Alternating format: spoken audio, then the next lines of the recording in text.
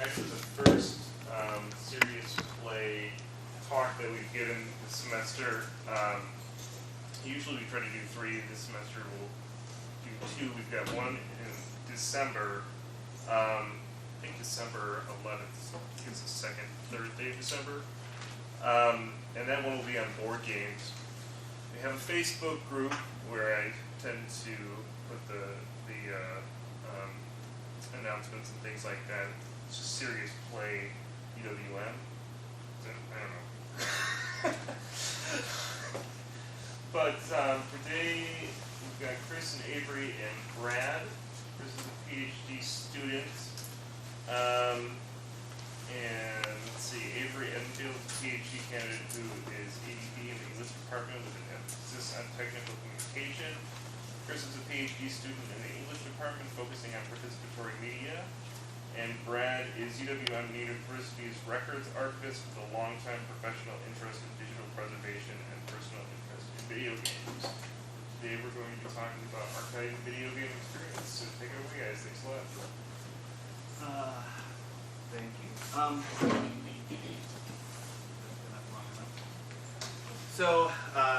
Thanks for the introduction, Nathan. My name is Kris. I am the aforementioned PhD student in study of digital studies, computer games. And this is as the blurb mentioned, this is really a continuation of a discussion that Nathan started last year about archiving. As we started digging into this, and this interest turned into almost not quite an obsession, but it really is a huge project, and we became committed to seeing if there's a way that we or UWM can help nurture this enormous endeavor of archiving video games. So what I'm going to do is offer a little bit of context, let you know where the state of archiving is right now. But what we're talking about is kind of a supplementary project to existing archives. Not just, as I'll explain, we're really talking about not a methodology that contrast with what's going on already, but more supplements it. I'll explain more of that in a minute. So before I start, I should also say that a lot of the paperwork you have in front of you is an example of what the International Center for the History of Electronic Games at the Strong Museum of Play. This is their method for conducting, categorizing their archives. So just, I'll refer to that from time to time. But I do want to, for their purposes, we are recording this presentation. They're very interested in what other universities are doing as part of this larger archiving project. So they've been very helpful in providing some information for this. So what we're looking at is not just institutions like the Strong have already this enormous catalog building of physical artifacts. And a lot of these current efforts also do similar things. The platforms, the consoles, the physical games, and things like merchandising and other tie-ins that were published, or in the case of Serial, manufactured at the time of the game's life, as I'll talk about later. Okay. For us, we really think that the gaming experience extends so much far beyond the material existence of these artifacts. It's really about the experience that's built up through the community of players. I'll talk more about that. And how this cultural significance is fostered in what we call an afterlife. Okay. So this is another phase of the life cycle, as it were, to really beat that metaphor to death, of becomes acculturated as part of. So to demonstrate this, we've come up with, we're using an example called a genre ecology to demonstrate as kind of a model that we can start building this afterlife. How can we supplement the existing categories and methods by using this genre ecology model to expand what we're looking at when we're talking about games and the game experience. So as I mentioned before, the focus has really been on the significant properties of the work. The more verbose section of the papers in front of you are the Strong's statement of significance. They elaborate on how this particular title has been significant in popular culture. But in addition to that, they talk about most of the efforts focus on the properties of the digital objects that affect their quality, the usability, rendering, and behavior, but really don't extend far beyond that.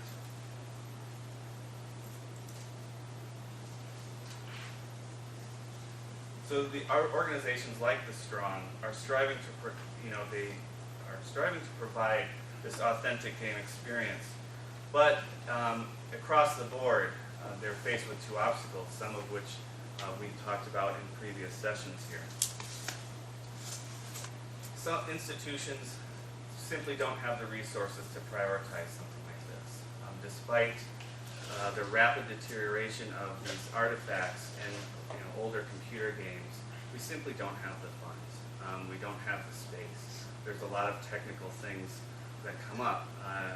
One that's come up here for the DH Lab is simple security. How do we keep these things safe? Okay. But things like platform dependency, the unique peripherals that some of these games rely upon, and the hardware specifications are sometimes confidential.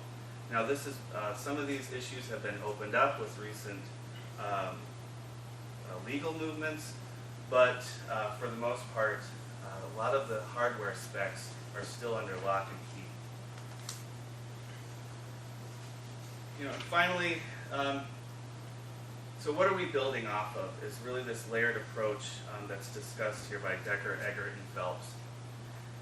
And they move from the abstract to the hardware to the interface. So from the sensory action input output, your hardware, firmware, support and software libraries, your applications, and then you have the actual interface with which you experience. But our model is really looking at expanding this to how the experience is just more than that. And the interaction, we're not just interacting with the hardware and the software of the game, we're also interacting with an environment that is, we're walking by advertisements, we see t-shirts, and we are talking about experience, and beyond that, there's also communities. Much more online, but they've always been present. And a lot of this has yet to be documented at an institutional level. So when we're talking about genre ecologies, I don't want to get too much into it for my bit. Avery's really going to tackle this much more robustly. But just as kind of a base that I'm going to work from for the next few minutes, this is based upon Spinuzzi and Zachary's concept of the genre ecology, our model. So while current archives focus on these closed systems that deal with materials shipped with the product, these are usually produced, as I mentioned before, by the manufacturer, sanctioned by the manufacturer, and therefore given this implied legitimacy. On the other hand, the genre ecologies focus on these open-ended, fluid, shifting, unfinished ecology of resources that encompass a variety of media and domains. So we're really opening it up, and we'll talk about contingency later on. So we're looking at paratextual ecologies here. Okay? Again, this is the open system approach. We're going to, again expanding the scope beyond the product and those domains that are incorporating those domains that are user generated, both in the life and the afterlife of the game.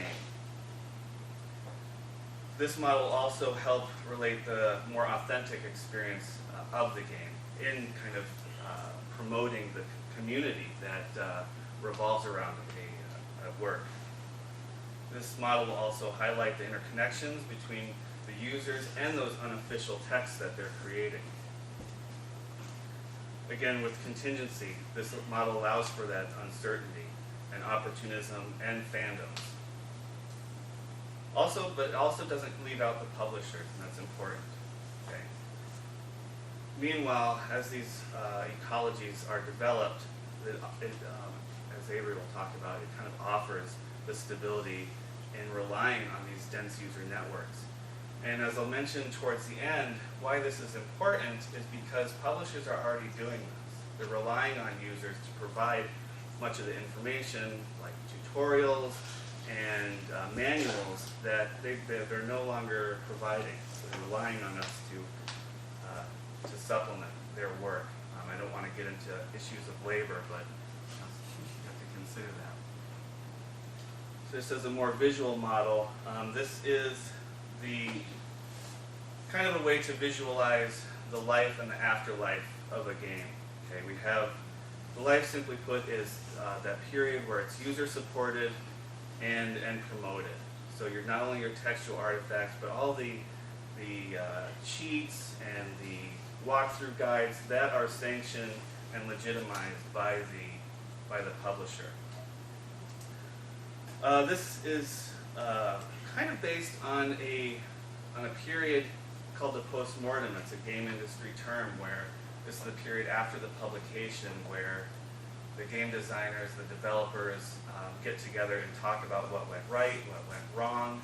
And you still see a lot of old developers giving post-mortem talks about, you know, how a game like Pitfall, what went right, and to this day the creator is giving talks about that experience. On the other hand, the afterlife is user promoted and sponsored. This is really when the community takes on this text and builds upon it. And it's important to notice that the afterlife is always there. Afterlife, unfortunately, kind of implies that it's separate from the life, but it really is part of the life at all times. And we've seen this in the video game industry. We have newsletters that are being collected now, like Digital Press is a great online depository for some of these artifacts. Arcade Express is one newsletter that was printed every other week with industry news. But there are also strange things like Atari newsletters that was just for one another back when they were just a little more than a garage outfit. Really wonderful stuff. But then you also have more recently Game Facts, who are celebrating their 20th anniversary now, and just the most rudimentary, almost an homage to the day when everything was almost ASCII code. So, but then you also have, of course, forums. Atari Age being another way that these ecologies are fostered and built up over time.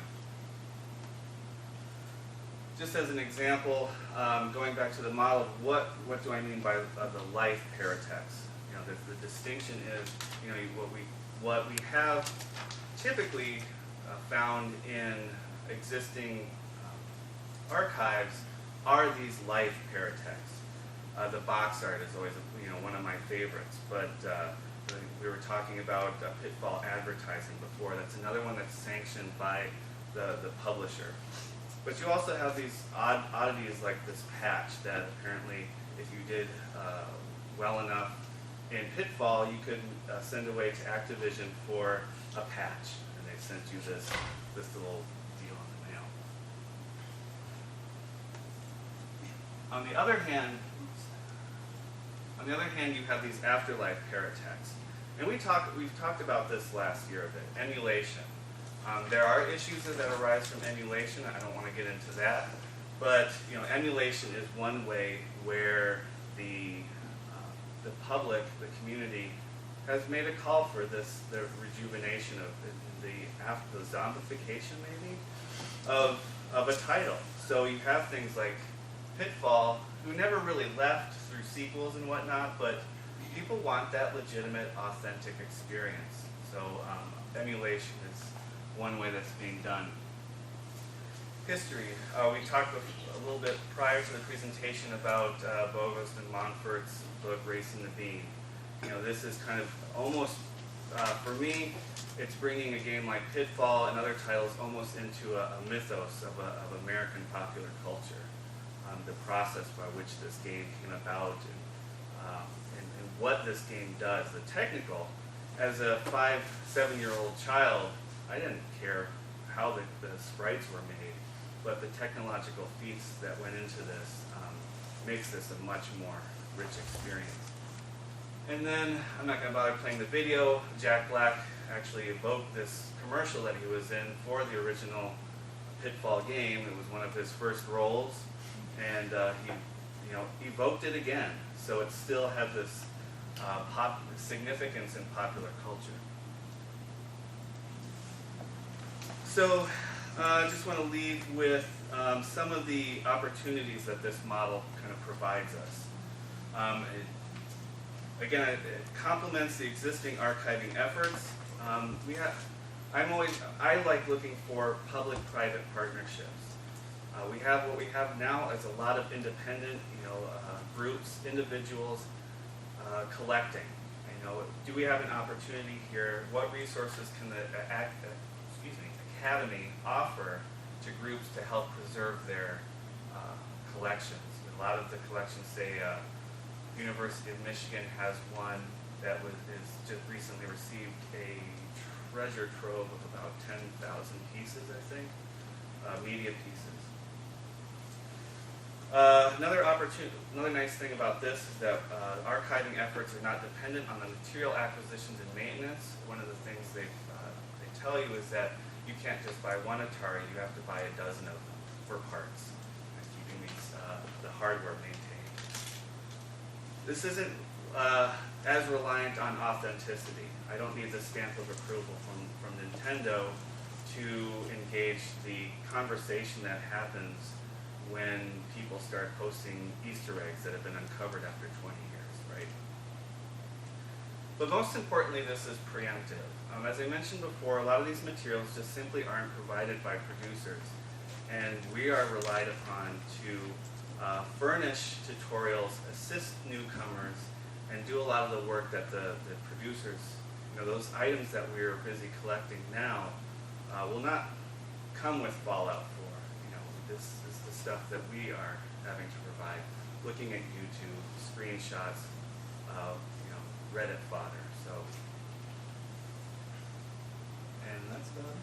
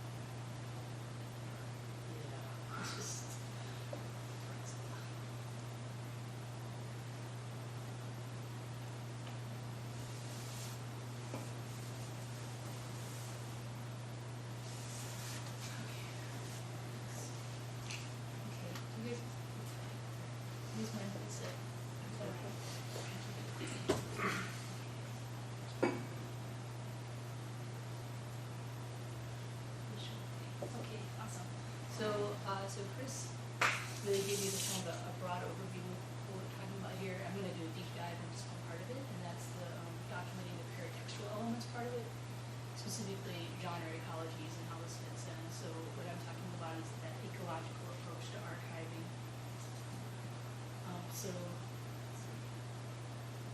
want to talk about documentation, and I want to talk about how that fits into this genre ecology approach, and then I'm going to talk about possible directions for that.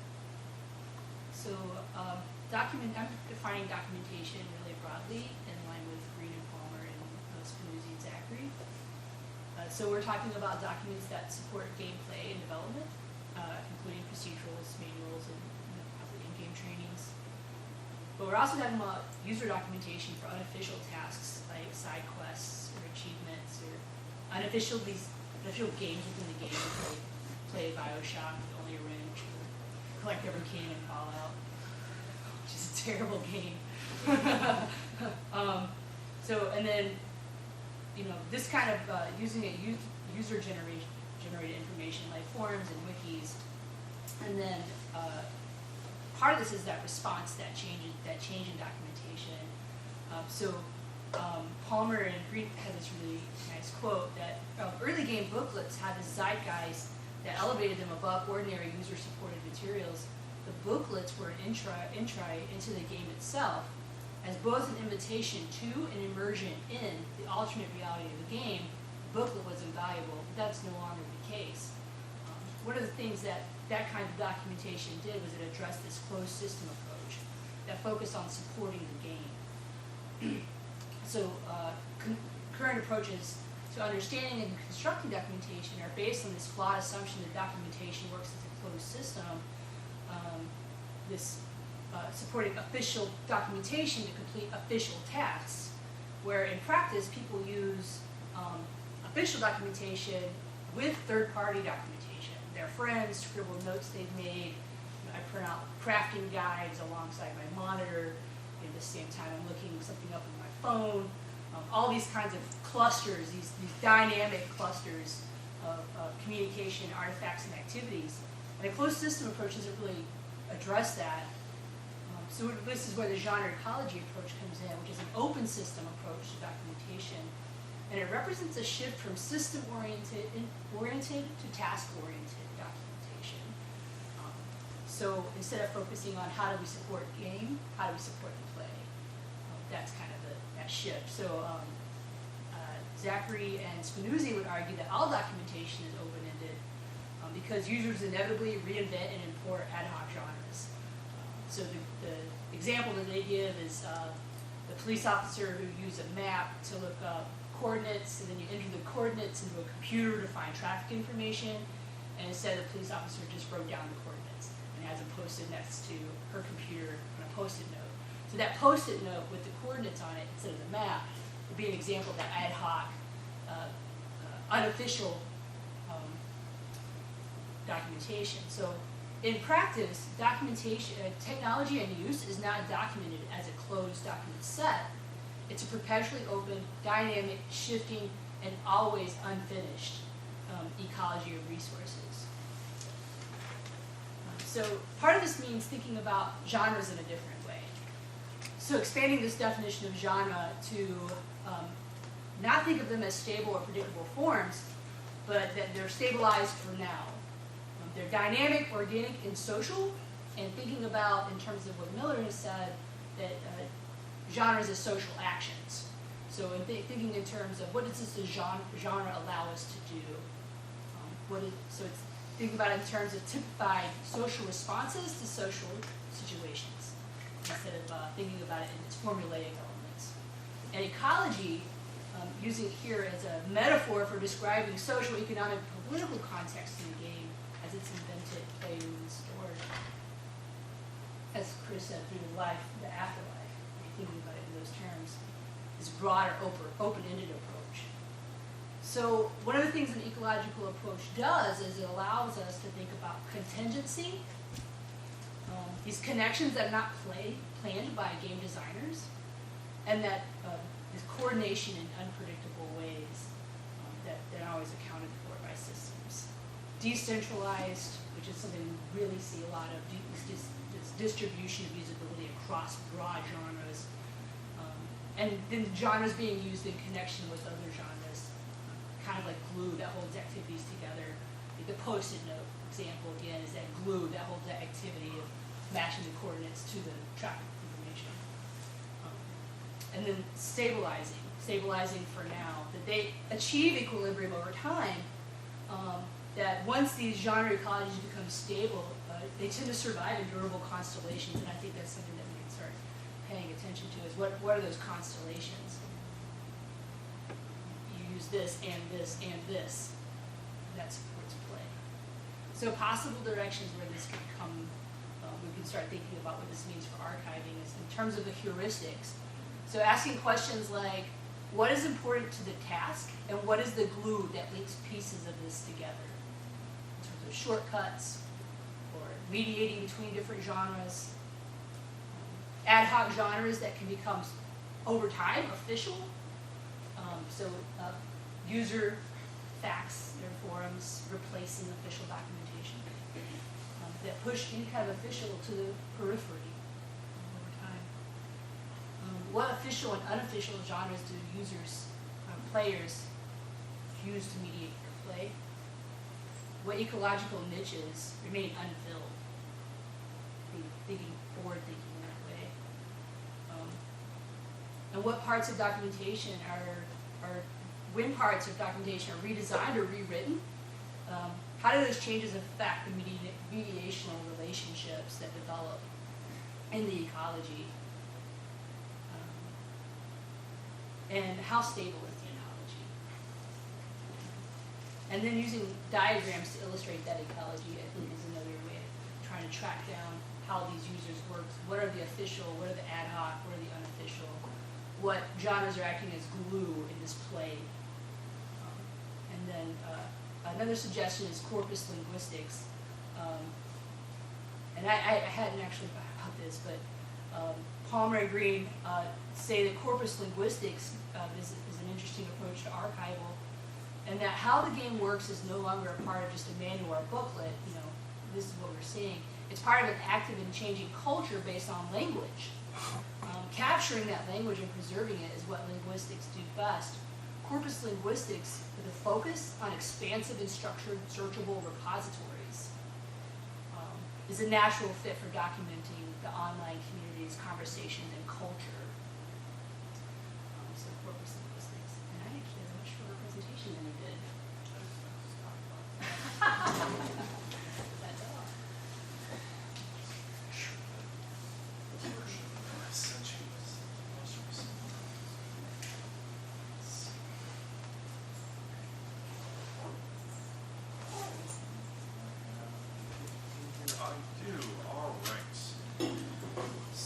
Kris, how do I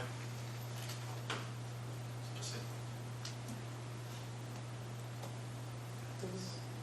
There we go. Okay, so Avery and Kris talked to you a little bit about the what of archiving the video game experience. I'm going to talk to you a little bit more about the how. As I see it, I do not pretend to be a video game archivist. I do not even play one on TV. I do know lots of the concepts and a lot of this sort of documentary universe that Avery and Kris have talked about, and have thought about some ways that the archives profession and the video game community as a whole could be working to preserve some of this stuff. So, when I'm talking about the archival perspective, I mean I have three big archival principles that we want to look at. So, there's the question of provenance. So, who created this, whether it be the game or the forums or the other paratexts. The original order, so in what context was it created? Was it a predetermined forum? Was it something that you set up external to the ecosystem that the publisher gave you? How does that sort of organization suggest how it was used? And then the third one, which was mentioned, I think Kris talked about, is authenticity. And this, I think, is the most important of the three if we're talking about experience, because we really want to the extent possible to let people have an idea of what it was like to play the game, to experience the game's community. And there are going to be various levels at which we can do this. And one of the things that the archives community is working on is trying to figure out what the best level of that is. How well have we been doing this? Next slide is a 18-year-old spoiler. Be warned.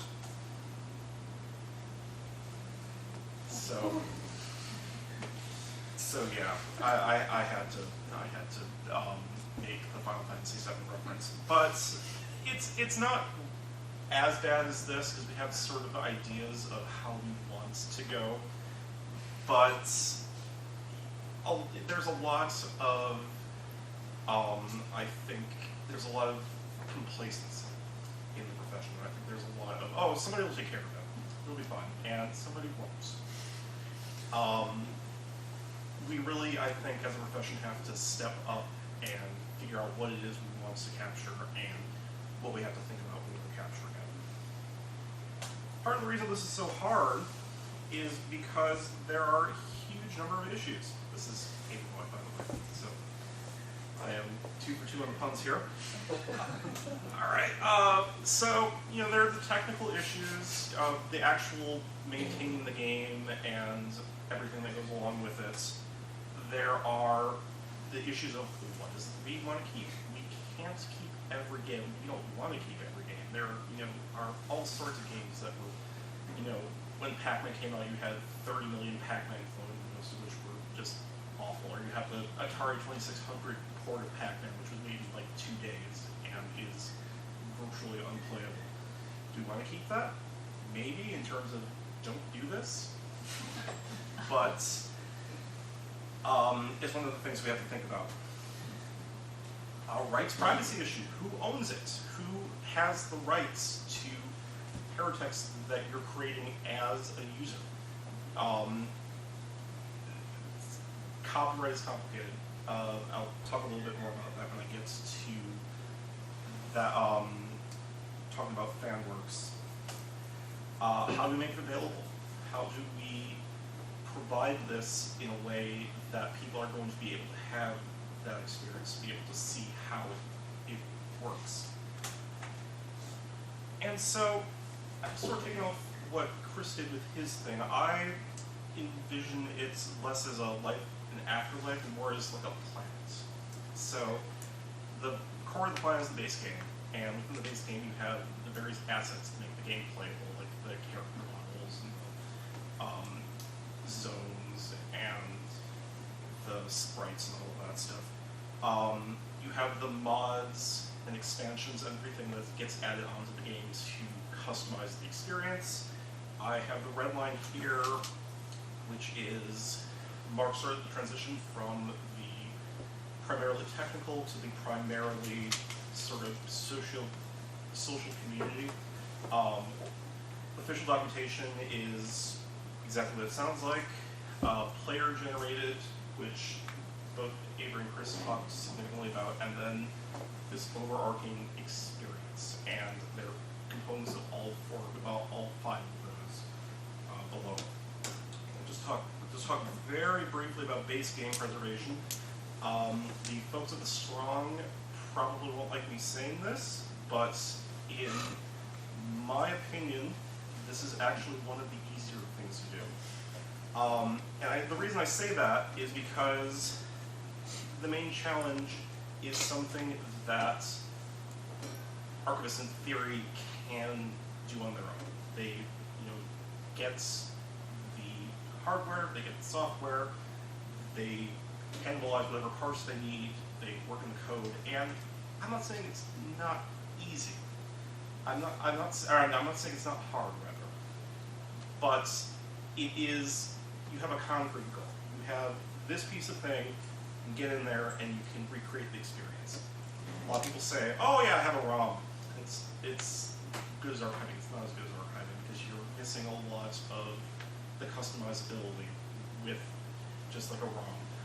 But theoretically, it is possible. And the approach, as I mentioned, what we're looking for is probably bit level resolution, because that's the level at which most people are going to come at the game.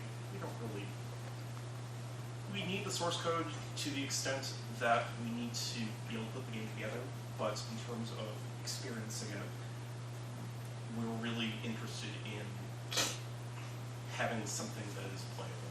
And the graphic here is one aspect of this. The Internet Archive has put a number of games in emulator, a Java-based emulator, and so these are available when some of these hadn't been available to play for 35, 40 years. So that's a really nice service. Next level is mods. This is where we start getting into sort of the sticky parts. Yeah, this is in fact a My Little Pony with a lightsaber in Skyrim. This is an actual mod that you can actually download from the Steam store. So it's not two different mods, it's one. This is one mod. This is one mod. So, as I mentioned, the challenge here is, the big challenge here is which of these do we want to capture? If we do want to capture them, who's owning it? So, a lot of times developers will say, okay, if you, by modding something, you give us a license to, distribute this as we see fit. A lot of other times you'll get something like what just happened with Grand Theft Auto. Somebody was doing a multiplayer mod, and the Take-Two folks knocked on their door and delivered them a cease and desist letter, and they may yet take them to court. This is an ongoing thing, and so there's a lot of sort of legal ambiguity about to which extent the mod owners own it, much less to what extent we are able as archivists to maintain that ownership. How do we make it accessible? Do we just give people a mod library? Do we have instances of the game where we have various mods enabled or disabled? Big question.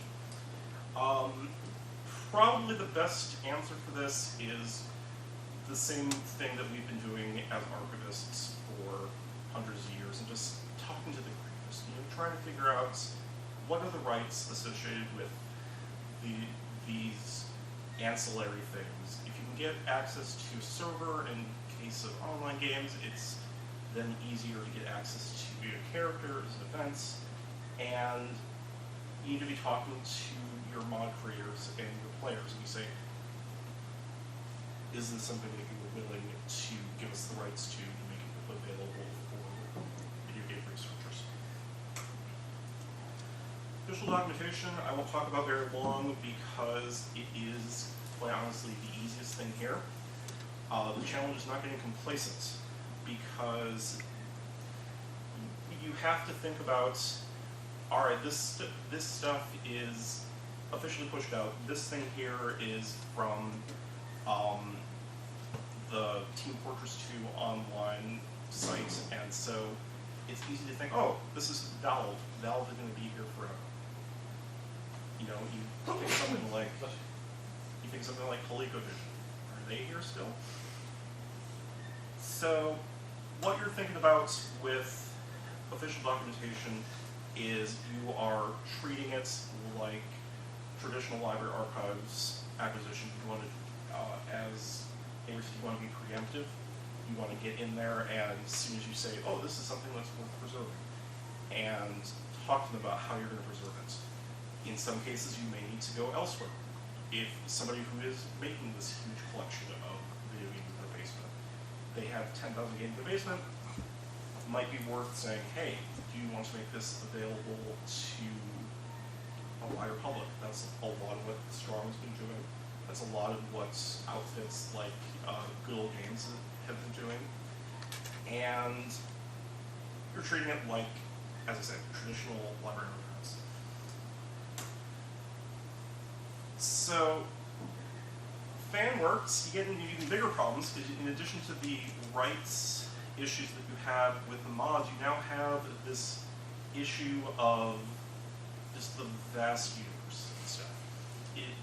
you know, the screenshot here is the front page of the World of Warcraft wiki on Wikia, which is one of 3 wikis that I know of about World of Warcraft. And you can get down the rabbit hole fast in terms of like lore bits and bits about strategy and in-game items and in-game jokes. It is a mind-blowing, boggling amount of information. So you need to think about, what do we want? Where do we find it? Are we sure that we've gotten everything that we need? The answer, by the way, to that last question is no. So you do the best you can. And it's really important here to just be engaged. You have to think about, how am I going to find this material? How am I going to get it in? For something like this, it may be appropriate to run a web crawl through a web archiving service, although there again you run into some of the rights questions. There's just a lot of debate in the archives profession about whether web stuff is inherently public or not, whether you have the rights to intercede on forum conversations or whatever. Another approach I've seen is creating a repository for people to put the stuff, and this is what we call in the archives profession sort of a post-custodial approach. You provide the space and you let the users manage what they want to submit there. The example I've given here is the Archive of Our Own, which is the web's largest collection of fan works, not just video games, but TV shows, books, various genres. And they provide the space and they basically let the fans submit what they think is worthy, and they have a system of rating and recommendations and all that to curate it a little bit. But essentially it's run by the community. And then the user experience bit is the trickiest part, I think, because you are really it's not always clear what that is. So, for example, I think we talked about this last year, when Nathan did the original archive video game thing. There's an event in World of Warcraft called the Corrupted Blood Plague. And I won't go into the details, you can look it up online if you really want to, but it was a thing that happened once. It was a thing that was not scripted. It was a community phenomenon. And so, how do you document that? And really what you have to do is you sort of have to go out there and do it yourself. You have to do oral history interviews, you need to be looking at some of the behind-the-scenes documentation. There are any number of emails somewhere on a server in Blizzard Activision talking about how they respond to this. And those may not be public now, they may become public in the future. You need to think about what there do I want to get access to? What there informs the experience? And, as I said on the slide, if you want your job right, you do it yourself. You write the scholarship yourself, you conduct the interviews yourself. You provide this stack of these other 4 things, and you let people experience the game, you document those experiences. And it's not quite the same, but it at least gives you sort of an idea of how to think about some of the user experience. And the most important part is that you just gotta do it. You just gotta do it, like our good buddy Leroy Jenkins here. We are already losing so much of this history, and it's just so important that if you're interested in this, bug your archivist, bug your local video gamer, figure out what you want to see, and make it happen. So, that's all I got. Thanks.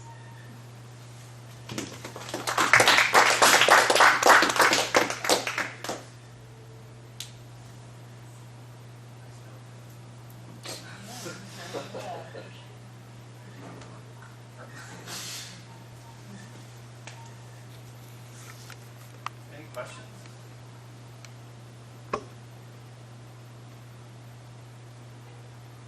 So you know everything in That's depressing. But, hasn't the advent of Twitch network just made this problem now completely impossible? Because now you have this vast amount of constantly created information, in effect, and things like what was the name of the massively multiplayer Pokemon game that ran on? Twitch plays Pokemon. Was that one? Yeah. Yeah. And then they've done Dark Souls as well. Dark Souls has been Bob Ross. That's right. So what? They just finished Bob Ross. Oh, right. That's correct.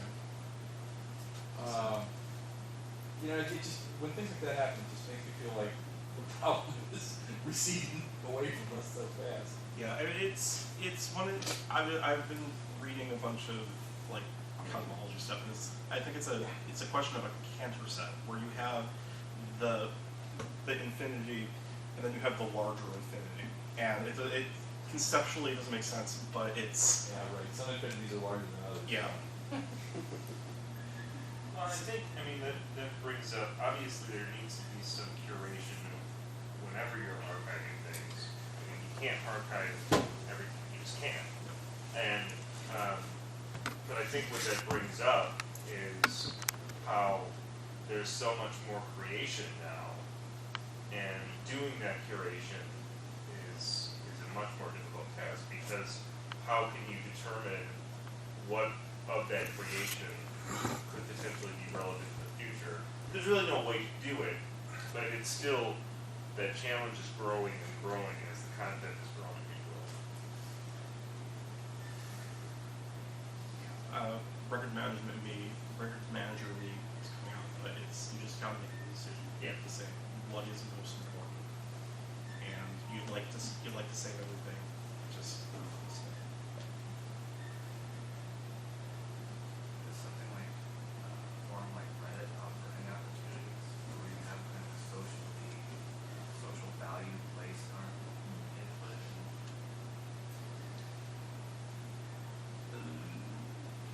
Maybe, but that's only a snapshot of social Yeah, value. sure. You know, it's only the social value now, so the Reddit post that's way down at the bottom may turn out to be much more relevant in 10 years than it is now, right?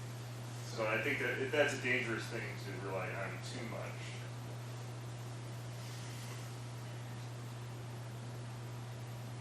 I had a kind of related question to that.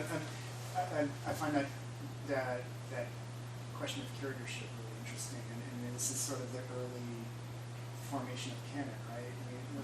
And the decisions that are made now are long term. I wondered, you talk about this this strong archive, and I wondered what is their philosophy of curatorship? Do you know do they want to save those 26 spin-off versions of Pac-Man, or how do they decide which ones are It's a good question. I don't know yet. There's a lot of the reports and academic scholarship on this archiving.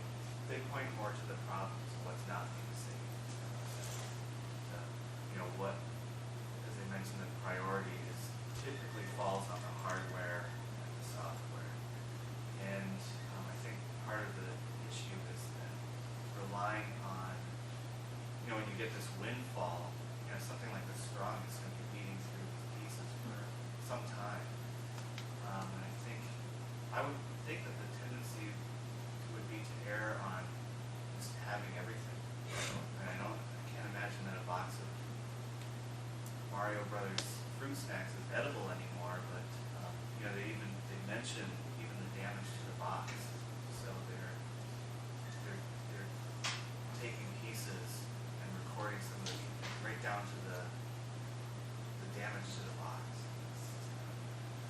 So it feels like their effort is really just taking on everything. That's a good question. I think that's easy at this point, because it's sort of the beginning of the flood, because then at some point, donations start coming in, well, maybe, that you have to start reading through and saying, okay, we can't have this. This doesn't fit anymore. And then also the other question is, what do you go out and seek? Like, what do you look for to preserve? And I think that's where the canon kind of comes in. And you see that developing. There's museums that are doing exhibitions of popular games, or not even necessarily popular games, but games that they feel are influential. And sometimes they'll pull the public, but that's not a particularly useful strategy. And it's the usual suspects.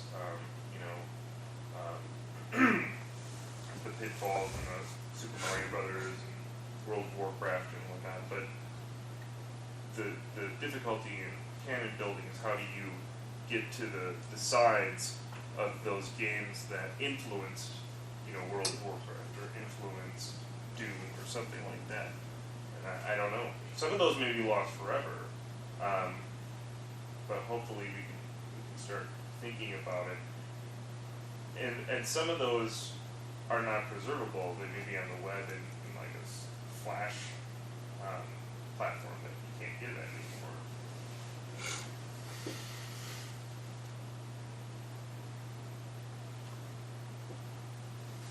Now this. Sure. Oh no. I just had a couple thoughts that I was writing down as you were talking, and I think what's interesting when you're talking about experiences is how the game industry kind of folds those into developing games.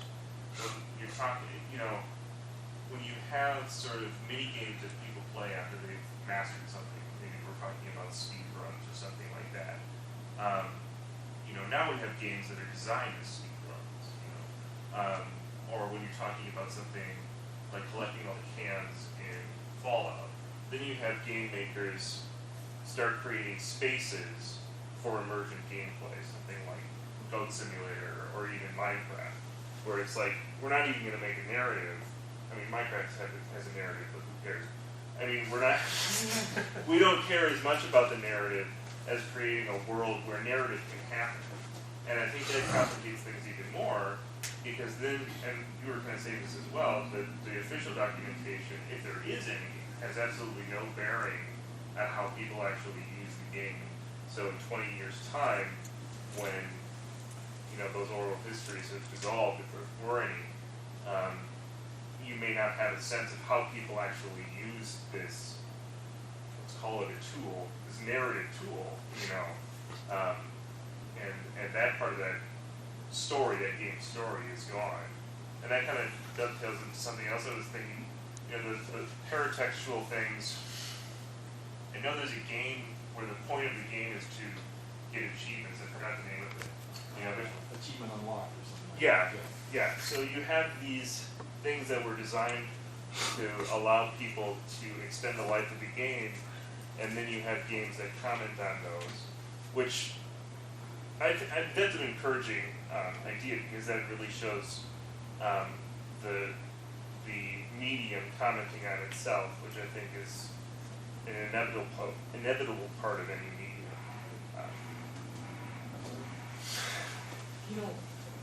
Sorry.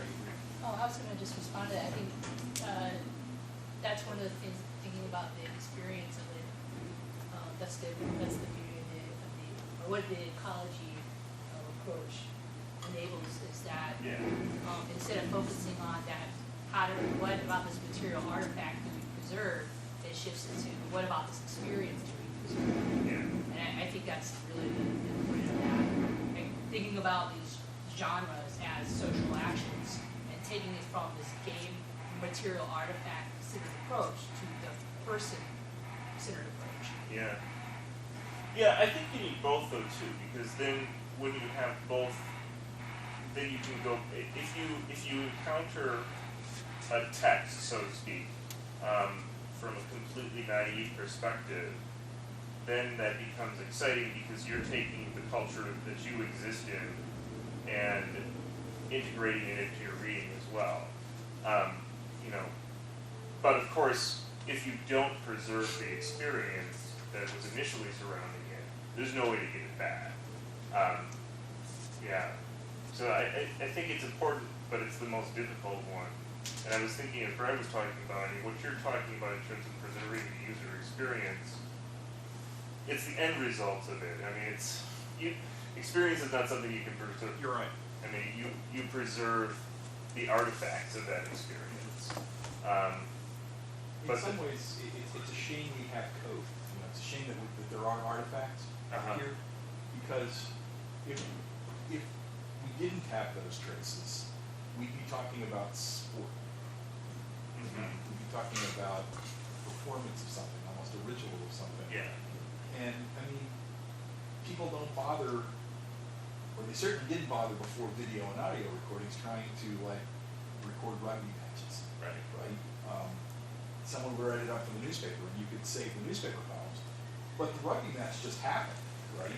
And no one would think of that as an object of preservation.